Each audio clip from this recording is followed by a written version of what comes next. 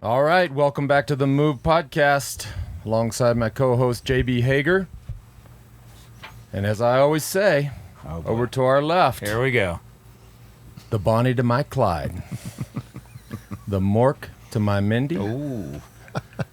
and the Beavis to my Butthead, George Hincapie. Talking about Stage 18 from Tri-sur-Bèze. Tri-sur-Bèze. And he ends up in a town called Pau. Pau. Tri-sur-Bèze. How does that sound?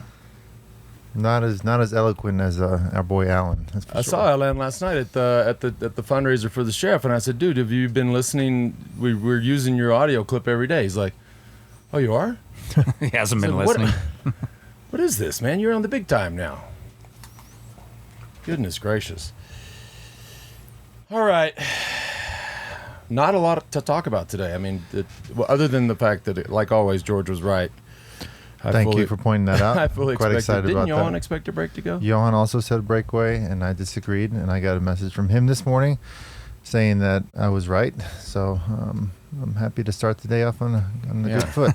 Well, you're getting down. I mean, these guys like Desmarais and Christoph and Cobrelli, this is their opportunities. They have one more opportunity. So I was shocked when I woke up, and I did sleep in because I expected it to be a little bit of a snooze fest, which it was. But the break had around 2 minutes. No. The most interesting thing that I heard or saw when I first turned it on was the break. A dog ran out, or nearly one of the guys nearly clipped like a dog that's not on a leash. And so that I was watching the Aussie feed, and this guy Matt, is Matt Keenan? Mm-hmm. Okay, That's it. He said, yeah. What did he say? He said, dogs at bike races, not a good idea. A little bit like sharks at a pool party. I was like, that is so good. I've seen dogs at bike races. I had never seen a shark at a pool party. We could point out one significant thing also that Quintana crashed pretty hard, which could affect the dynamics of tomorrow's aggression from Movistar. He looked pretty beat up, pretty cut up, so hopefully he recovers. But it's unfortunate. Obviously, he won the stage yesterday. He's on the up in terms of form. So for him to take a hard crash like that in a really uneventful stage is not a great sign for the team. No. And our winner today was not without his own controversy in the last 24 hours. Yeah, I mean, Andre Greipel came out, as we talked about yesterday. He came out with both barrels blazing, and essentially he said, way to go. You only lost 9 minutes to the winner on the final climb. # not the first time, etc. Turns out it was actually 12 minutes, and he ended up taking down the tweet and apologizing. Mm-hmm. They had some Twitter conversation going back and forth. Mm-hmm. Greipel's apology, and then DeMar acknowledging it, and it's like, it's just weird that you have these Twitter conversations. Andre Greipel's had a rough few days. I mean, between that terse statement from his team that just basically divorced him on the internet, and then this. Yeah, after 8 years of I'm still suspect. I knowing the skis ball Mark Matteo and how desperate he would be, I still think there was some. I still think Damari's right arm is a little longer than his left arm, is what I'm saying. And you felt like George disagrees, or George is unclear. Well, from my sources, I mean, it's definitely possible riding your own tempo, but we have no proof. We don't have any visuals. All we saw was he was the first guy dropped, or one of the first guy drops. We don't know if he had any teammates waiting for him. If you're the first guy dropped and you're only losing 29 minutes after all those 3 big climbs, it's definitely questionable, but there's no proof, so it's kind of hard to make a knowledgeable comment. Just for clarity's sake, there's suspicion that he was holding on to a car to make the time cut. If that is in fact the case, you're like, he shouldn't even have been in there contesting the sprint today. Yeah, or sticky bottles or whatever. The sticky bottles can come into play where you get a ton of water from your follow car all day long on every climb. Yeah. Hey, and then we have to play this Peter Sagan interview that he did at the start today, where he talked that crash that he had yesterday was the footage of him getting off the bike. That was a man in serious pain, and then just seeing how shredded that jersey was, especially on his back. He hit the ground hard. So we'll play that interview just because you have to, because his accent just crushes. And the shit he says is pretty funny. But before we do that, let's take care of a little bit of business. We talk about it every day. George, we're going to talk about the PowerDot. Before I get to it, George is not going to need the PowerDot today because on the family hike with the Hincappies and the Armstrongs yesterday, George took the gondola. What? Yes. Wait. I did. You guys all hiked up? No, he convinced me to take the gondola with him and his son. I hiked down to go rescue his family. Okay? Because they were, I mean, they weren't timing it with a watch. They were timing it with a calendar. So I hiked down, fetched the Hincappies, hike up. George is up on top, probably sipping Mai Tais. And so even if he needed my PowerDot, I'm not giving it to him. Can I explain my side of the story? We No. don't have time. Okay, I can't explain it. I wanted to He has a bad spend a little back. time. My back was hurting, so I wanted to spend a little time with my 4-year-old. We were talking big, grandiose ideas the night before dinner where Lance and I would alternate carrying my 4-year-old son the whole way up the mountain, which I thought was probably not the best idea, so I chose to take it easy yesterday. That was after the 4th bottle of wine. Yes. You have these great ideas. But anyways, our good friends at PowerDot are helping us bring this show to you live and with all this fancy new production stuff. Talk about it every day. I love this product. I love this unit. I love the mobility of it, the portability of it, Bluetooth powered, app on your phone. It's the most kick-ass E-stim unit that I've ever come across. And they're giving away 1 unit a day to our loyal listeners. Go to powerdot.com/themove to sign up. Or if you want to buy one, 25% off to our listeners, the same URL, powerdot.com/themove. And it works on a gondola. If you need it. And it works on a gondola. All right, Peter Sagan. They cut away. I mean, they showed some footage of him being pretty torn up from a crash yesterday, and he's just so fun to listen to all the time. But this is from earlier during the stage. I have to say. They're cutting to him How are now. you feeling? Did you have a good night's sleep after your injuries? Oh, well, I had already better nights, but it was okay. You're going to try and fight for the sprint today, use it as an opportunity to recuperate ahead of Paris. Oh, well, for sure we don't control the race. And if some different teams control the race, then we will see in the final. Because now it's hard to tell how I'm going to feel. Peter, what exactly happened in the crash? Well, just went too fast for a turn. How badly are you damaged? Huh? How are the injuries? Oh, well, I have some scratches. I told already yesterday. I hit really hard my ass muscle, and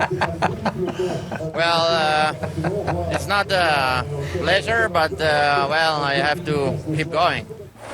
I hit really hard my ass muscle. That is just, That's gold. oh my God. God.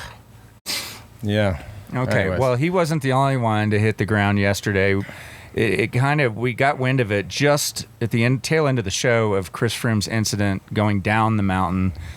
Then we saw more pictures of it, of what happened. He did get One pulled thing- off his bike. Yeah, 2 things that I would say. One, for you guys listening, guys and gals listening or watching, I mean, we try to get this show recorded and up as quickly as possible. So we had gotten word that he crashed on the downhill, but then of course the story keeps going and going and going, and then it turns out as he's coming down, a gendarme pulls him off his bike. I mean, I get that the gendarme is the police force there. They don't want spectators riding down. Although in the day, I don't know, it seems like everybody rode down back in the day, but Yeah. this guy it doesn't understand or doesn't see that that's Chris Froome, and pulls him off his bike. And the second part of this is that, like everything in 2018, it's all on social media. So there was video footage, there was photographs, there was, it's pretty shocking. Yeah, it is shocking. But I think we can count out the conspiracy theory as we did not know that he was the first rider down. Obviously, he probably crossed the finish line, grabbed his recovery drink, threw a jacket on, and rode down before anybody else. So that was probably the first rider that the policeman saw, and he reacted. So I think it was kind of a comedy of errors on everybody's Well, part. he was and apparently he was warned, hey, get off your bike. Yeah. He refused, which I don't blame him. I would have refused too. And then the guy said, well, I'll take care of this. Yeah. I also understand from my sources that, I mean, just to tell you, not that we're trying to pick who's right or wrong on this, although it is kind of a bonehead move. Like, even if you're wearing a raincoat, you don't know who Chris Froome is? Come on, man. Yeah, I mean, come on. It's a but the head of the gendarmes, so the head of the police force, showed up at the Sky Hotel last night to personally apologize to Chris Froome and the whole team. So the pictures that were going around were on Twitter. Came from Twitter. It's a Spanish guy named Albert. I reached out to him, and he sent me a couple more pictures that he didn't post, and it kind of sheds a little bit of light. Is if you look at this photo, this is just before he got grabbed. I mean, you've got racers and team cars coming up the climb right there, and Chris Froome going down. Why isn't your screen ever bright enough, JB? This is killing me. Because I don't want my face to... Are you some kind of tree hugger? Come on, turn it up. I don't want my face to glow. Okay. So you can see... Is this the cop right here? Yeah, that's the cop. Is that Demare? Yeah. Oh, wow. See? Look at the one arm. Yeah. See that right arm? It looks longer. But that sheds some light that you see there's still... I mean, a lot of race action. You do have to be careful. I mean, look, if guys are still coming up, it's a little more frogger. Actually, whenever we would see guys still coming up, we'd pull over and stop. So I don't know. Well, look, clearly not the day that Chris Froome had imagined it to be. So I'm sure he was not in the most patient of moods. Yeah, here's a little bit of their shouting match. Ooh, let's see that. It's a very do show. It's a short. Ah, putain, enculé! Ta gueule! C'est fou. Mais si, putain, tous les coureurs ont fait ça.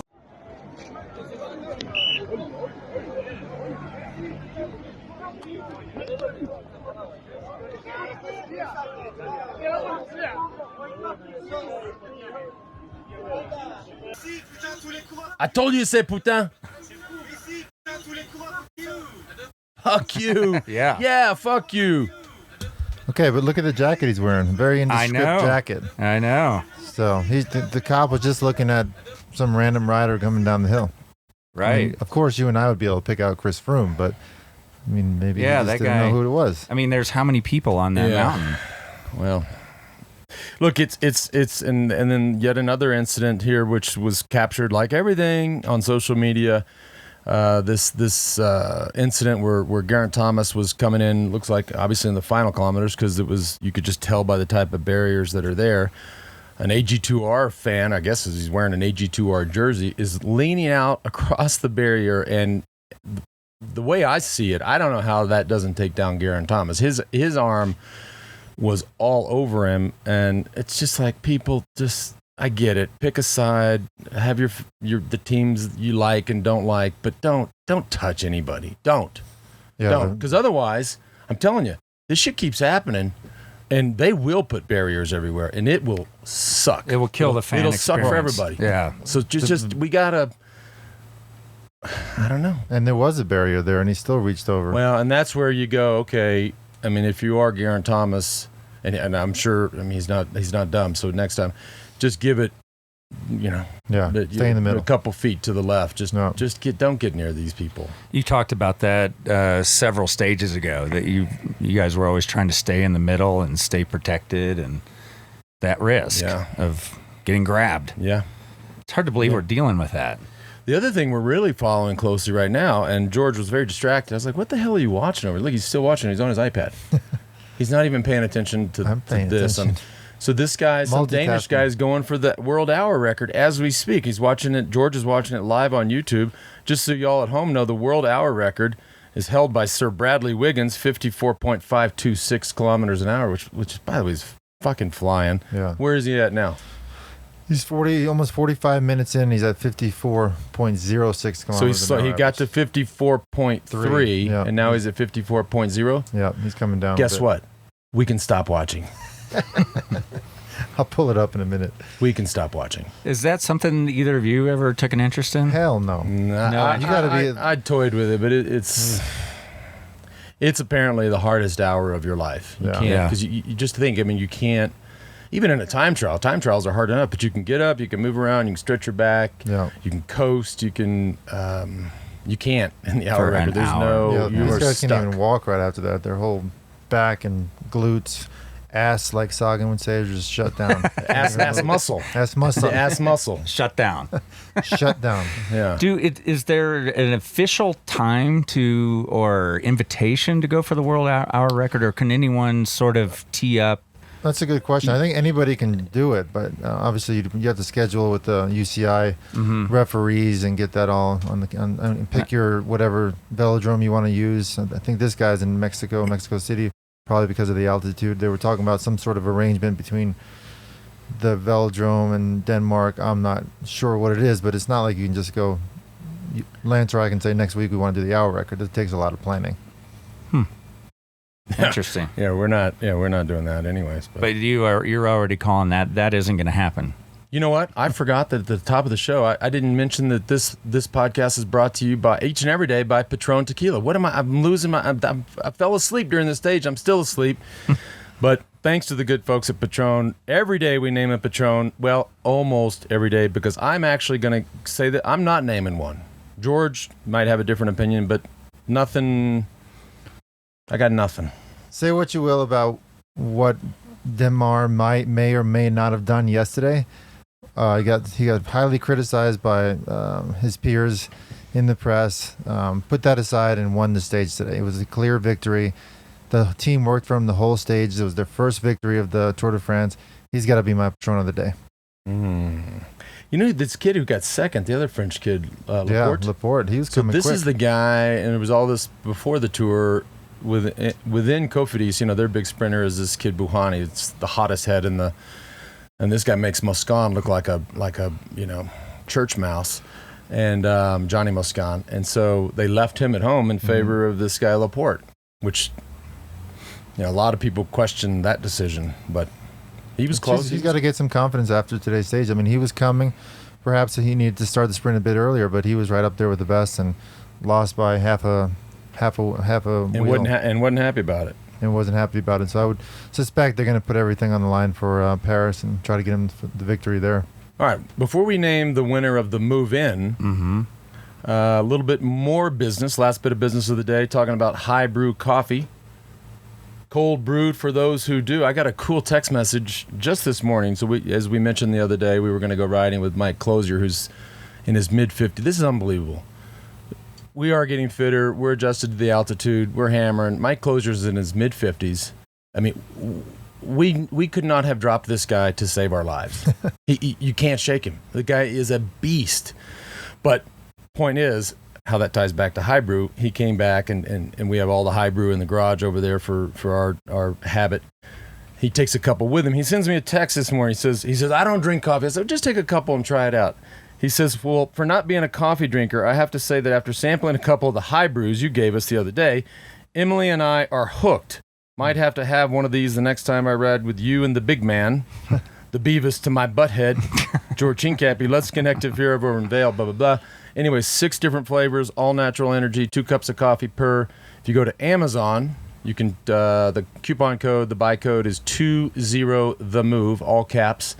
And, picking up fans everywhere.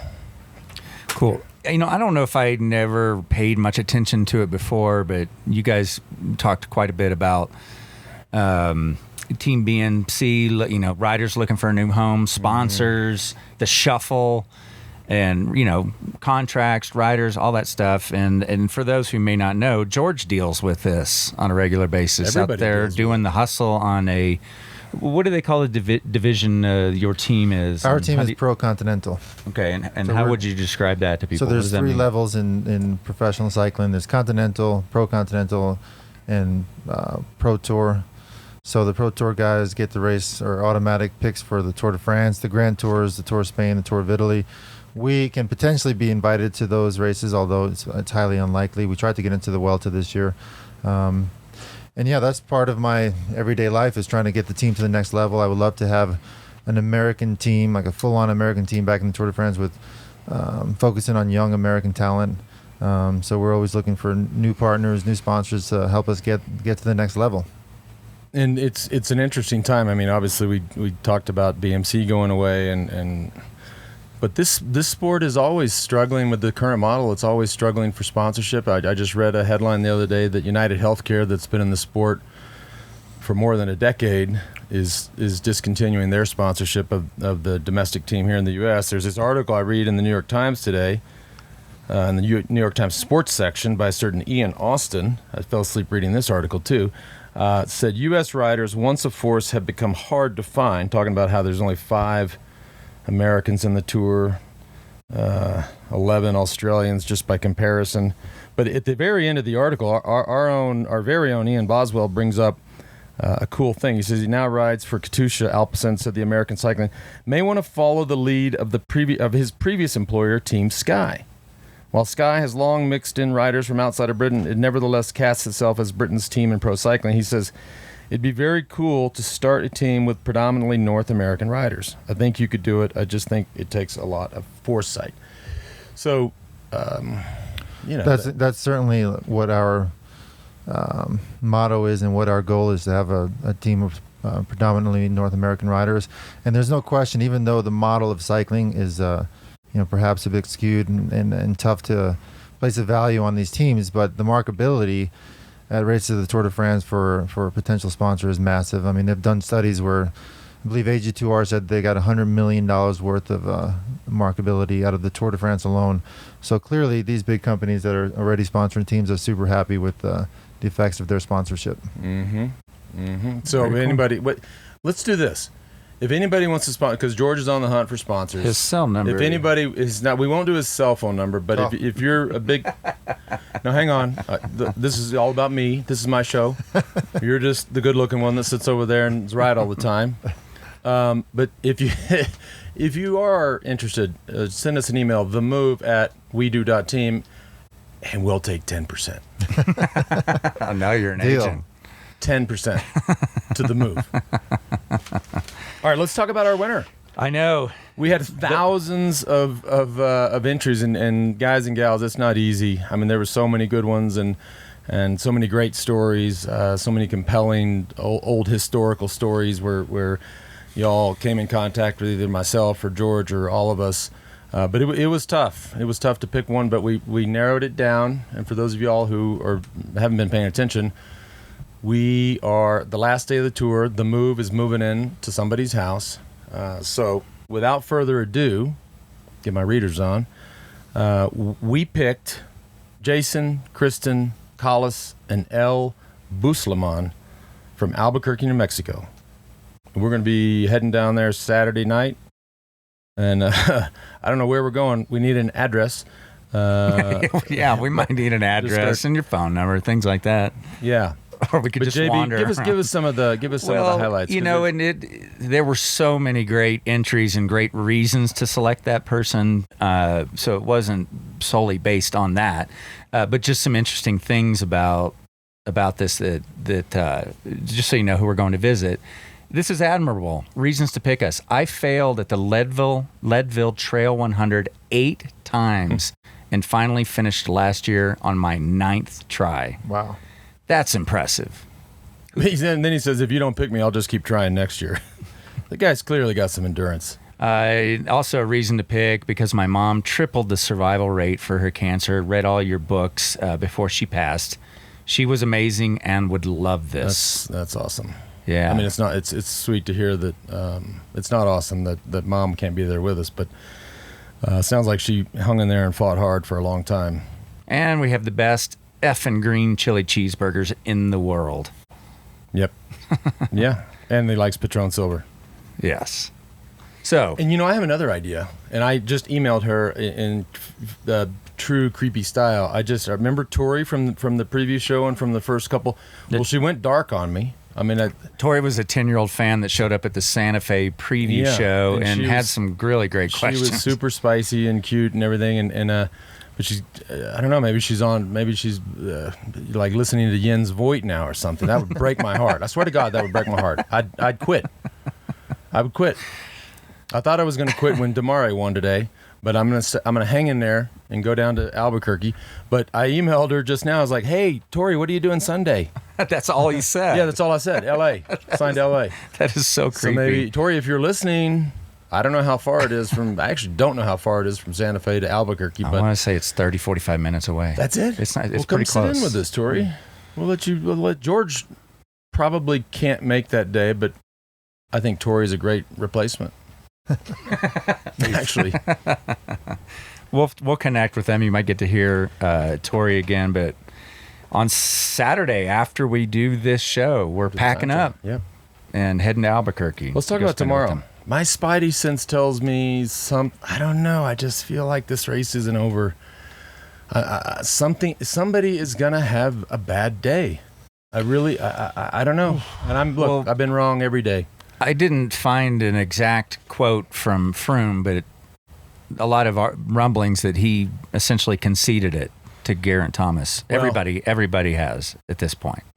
Yeah, I agree. He said he would do everything possible to protect the yellow jersey of Geraint Thomas, and his podium place was second fiddle to that. So, I mean, Do you believe that? I think if Geraint Thomas has a bad day, then Chris Froome will do whatever Chris Froome wants to do, and he has every right to. But it would have to be blatant that he's spit out. He'd have to get tossed on the Tourmalet, something very early. Yeah, very early. By the way, I mean, we talked about it yesterday. It is a very, very hard climb. And, like I do every day, I haven't checked the weather, but I still find it astonishing that these guys haven't been rained on once. So Geraint Thomas basically will use the best team in there, drive the pace, stay up front, keep anybody from shooting off there, right? he's shown no weakness. The tempo that Sky is putting in place is just nobody can attack it until the very end. They're not really, up until now, they're not willing to attack early on and risk their own overall GC play. So unless, like we said, he hasn't a bad day, which is he has not shown one weakness so far, I can't see much changes tomorrow in the top three placings. And the weather looks to be clear. So I don't know. It will be. It's going to be the Team Sky show again. They're so dominant and so strong as a unit. Even with having lost Johnny Mascon due to the disqualification, it's like they're just totally unaffected. And unfortunately, the one guy who really looks like he's coming on forward, Quintana, like we said earlier in the show, crashed today very hard. Looked quite beat up. So who knows what condition he's going to be tomorrow. But the way he rode yesterday, he could have been an ideal candidate for an early attack and really kind of screw up Sky's tempo. And as you pointed out yesterday on the show, a good race to watch is Froome Roglic for the podium. Yeah, for the podium to get third on the podium. That's for sure. I mean, they're inside of 20 seconds of each other. Roglic. So you might see Roglic going on the attack just to get that podium spot. Which this team that came out of nowhere. By the way, what's this guy's hour record done? He'd have to do it later on in the ride because he's not going to risk third place. Our buddy Martin is at 53.6k an hour. Okay. He's not going to make it. Then we really can't. Minute stop and a half watching. left. Yeah. I agree with George. I mean, if Roglic is, he's not going to take a flyer. He has to, know that he's a great time trialist, and he'll wait for the final TT. I think 14 or 15 seconds. No. Chris and Froome. as you guys pointed out also yesterday, this third place on the podium means everything to Primož Roglic. And it means nothing to Chris Froome. Of course. Right. No. Oh, I know. It's just... I say that. I mean, it is a big deal for a team to have two riders on a podium. I mean, that's worth fighting for. But for Roglic, that'd be a huge honor for him. Why don't you tell us how it felt after winning 7 tours to get third place? Fucking sucked. Fucking sucked, especially that wanker Contador on the top step. This guy. Oh my God! I knew I'd get him fired up there. Why you gotta say shit like that, man? Seriously. I intentionally... I never should have been there. I avoid certain names. You just go right for... God. All right. We got any questions? Or anything? Yeah. I'm wondering what George and Lance think about what they think about this year's tour and what it tells us about next year in terms of riders to look for. Ooh, that's Lawson, super exciting. Dumoulin, anything. Anybody jumping out at you? I'll tell you. That's from Denny in Arizona, by the way. Denny in Arizona. Here's what jumps out at me is this team Lotto Jumbo.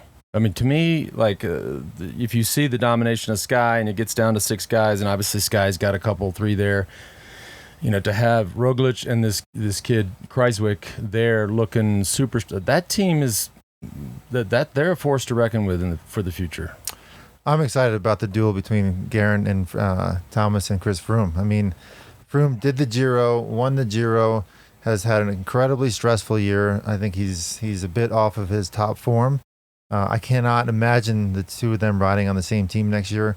Cannot imagine the two of them doing the same program. Well, although Geraint would probably want to do the same exact race program he did leading up to this year's Tour de France. But to me, that's the most exciting, the duel between those two. This is the beginning of the end for Chris Froome. Geraint Thomas, 32 years old. That's older than I would have thought. How old is Chris Froome? I don't know. We can give it a wiki. I would not call it the beginning of the end of Chris Froome. Do you not remember the Giro about a month ago, what he did? I know. I'm just saying. That was like a month ago. It's like it's nothing. He's 33. God, cycling is so harsh. He's 33. I know. 32 and 33. Really? Yeah.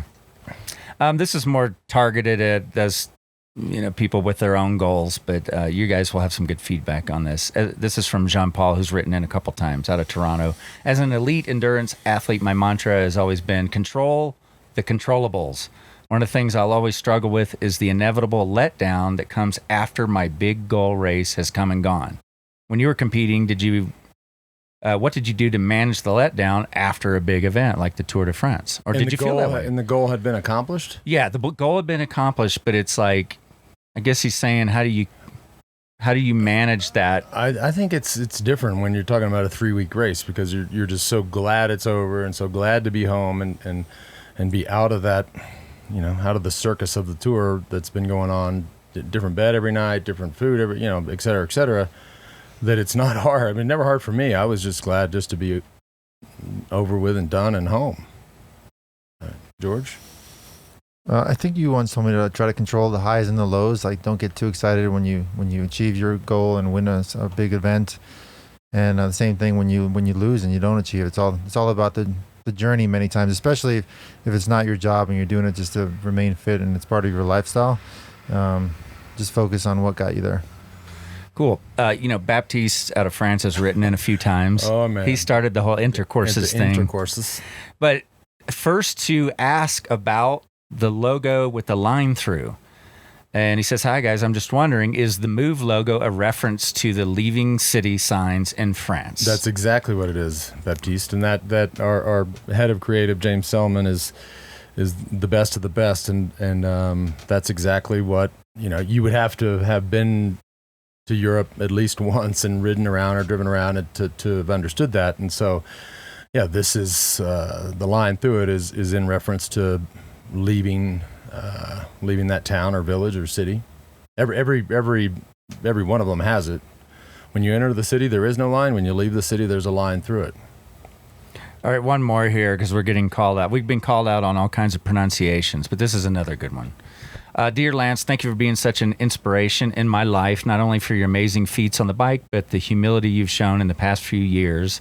I found that so impressive. I just wanted to tell you, as I don't hear many people say that. I was a paratrooper in the British Army, and that is what we'd call leadership. Here comes the concern. Forgive my morning crankiness. Will you Americans ever get your cultural sensitivity right? How often do you have to be told this? Geraint Thomas is effing Welsh. A Welshman, not an Englishman. That's like saying George is Peruvian. Thanks, but loving all your insight and goofiness. It has been a blast. That's from Gregor. Is it what? I don't know how that works over there. I appreciate the letter, but honestly, here we go. I know. I mean, George is from New York originally, and I'm from Texas. I mean, but we're Americans, I think. But is it a different? I don't know. And look, I'm looking here on his wiki. We don't know. We don't know. We don't. Cardiff, South Glamorgan, Wales is where he's born. Is that it? That is a different country? That's a question. Honestly. Don't say a word, George. No, and I mean I know you got like the Scottish people and the Welsh people and then you got these Irish North and South. I don't know. I'm sorry. We're sorry. I made that mistake to an Irish person, clumping him in as part of the UK, and they called me out. Yeah, you can't do that. I know. I found out the hard way. Stop. I just pushed Wales because I can hit that. Now you go to the Wales Wikipedia. It says Wales is a country. Well, then he has every right to be pissed at us. I know. Well, fuck. We were fucking. I don't know. Gregor, we're is a sorry. country that is part of the United Kingdom. Yes. And the island of Great Britain. You people need to just figure this shit out. Okay, just call it one thing. This is weird. Yeah. But I'm sorry. We're sorry. And God bless Wales. That's a country. And a lot of your time in Europe was mostly France and Spain and Italy. See, I just don't know if it's like, in Spain, you have, the Catalans are very proud. You just got the different Basque regions, are very proud. different languages. We talked about at the top of the first part of the tour that the Bretons in France are very proud, et cetera, et cetera. But I don't know. They're just proud people that are from a part of the country. That's what I thought it was. Look, man, I barely squeaked out of high school. So y'all just chill. Thanks for that message, Gregor. Appreciate it. Again. And no, I will never jump out of an airplane, Gregor. So you got me on that one. Oh, the paratrooping. I know, right? No way. I don't jump out of perfectly good airplanes. So my buddy Garrett just texted. He said, "I am Welch," and yes, very different. Yeah. Well, we got this. We set the record straight amazing. there. We set the record straight. All right, we only have a few remaining shows, and now, as we announced, we'll be in Albuquerque for the last show. And on the last day, that's going to be a lot of fun. But you can send questions and comments to themove@wedo.team. And if you want to sponsor George's team so that the JB and I can get 10%, you can also email it over there, too. Yep. Email it over there. Do it. To Wales. @wedo.team. Yeah. All right. Thanks, y'all. Thank you.